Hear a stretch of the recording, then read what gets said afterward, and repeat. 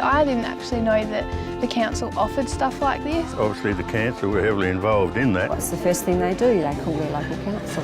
The closer you are, the more we care. Welcome to the District Council of Mount Remarkable. Running from the top of the Spencer Gulf across to the southern Flinders Ranges, we're a rural area with a population approaching 3,000.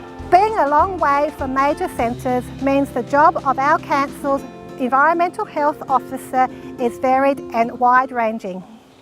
I'm the Environmental Health Officer for the Flinders Shared Services, which comprises of 4 different council areas, being the District Council of Mount Remarkable, Orroroo Carrollton Council, the Peterborough Council and the Flinders Ranges Council. Between 60 and 70% of my time is involved in food education and compliance work. Today we've had representation from 14 food businesses. What we've been looking at today predominantly is under the food standards, and that's how to prepare, serve and sell food in a safe environment and to process that food safely and in accordance with the standards and the food regulations. So this has been an ongoing educational program that basically we've been running since beginning of 2009. It just seems to be that more and more people are willing to come on these courses now, and I think people are more aware of their responsibilities. The glitter bug, when we first started running the course back in 2009, we purchased that item of equipment. Basically it's demonstrating the theory of what we've discussed in the morning session, and we're making it into a practical demonstration.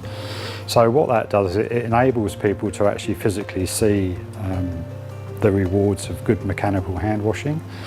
We always use the phrase that in your head, if you can sing happy birthday, that's the length of time that you need to be doing that hand wash cycle. I think people are becoming more aware now, of more conscious of what they're eating, and I think they expect maybe a higher standard and more transparency. And I think this is why food operators want to have a more input into how to operate under the standards.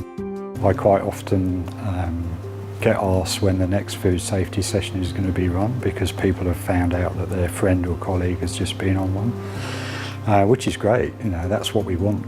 And I find the results we're getting, it certainly pays off to go to the time and trouble of organising these events. I think it's definitely worthwhile. This is part of what the future for local government is, I believe. It's having more dialogue with the community and educational tools. I think that's going to create a big difference in the future, for sure. For career opportunities with your local council, visit careersincouncil.sa.gov.au. Councils get close to the things that matter to you.